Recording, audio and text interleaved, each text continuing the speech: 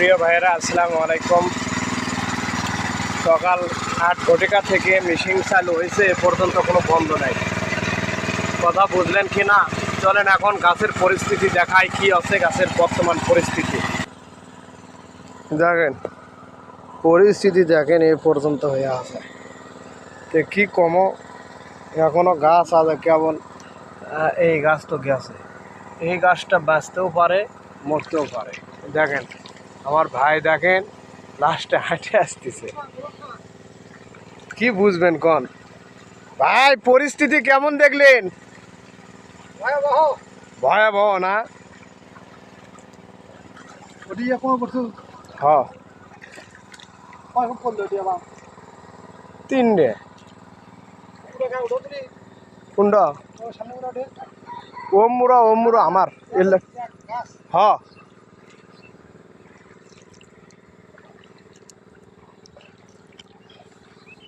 দেখেন এই সাইজের গাছ পানিতে চলে আসে।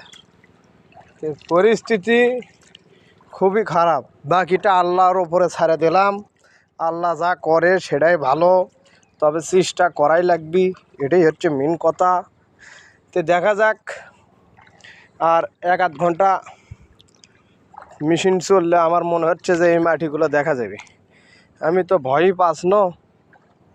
তে আল্লাহ করছে যে ভয় করিস না, তোকে একবারে মারবো না। 2 বছর আগে আমার গাছ এমনভাবে চলে গেছিলো, তো তখনও আল্লাহ রব্বুল আলামিন আমাকে বিভিন্ন পরীক্ষার উপর দিয়ে পরীক্ষায় পাশ করার মতন সুযোগ দান করছিল। তবে পরিস্থিতি যদি এমন হয়, দেখেন পানিটা টান ধরছে, এই তাছাড়া অন্য কোনো কিছুই না। এটা হচ্ছে এই মরিচের জাত। এই দেখেন এই গাছের অবস্থা দেখেন।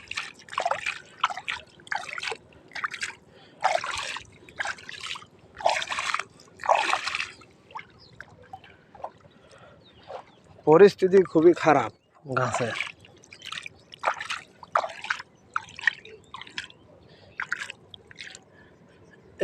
এই গাছটা মনে করেন যে চলেই গেছে। কথা বুঝতে পারলাম কি না?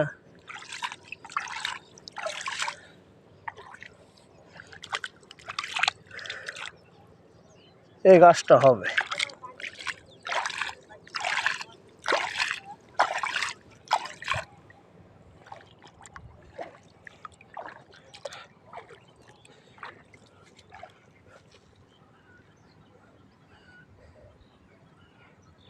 এই গাছেরও আছে, মাটি দেখা যাচ্ছে, গাছ দেখা যাচ্ছে, মাটি বাড়ান শুরু হয়েছে। তো দেখা যাক আল্লাহ কি করে।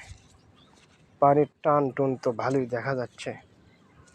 তো পরিস্থিতি এমন হলে কি করা যায়? সব তো আল্লাহর হাতে, আমাদের হাত ফাঁকা।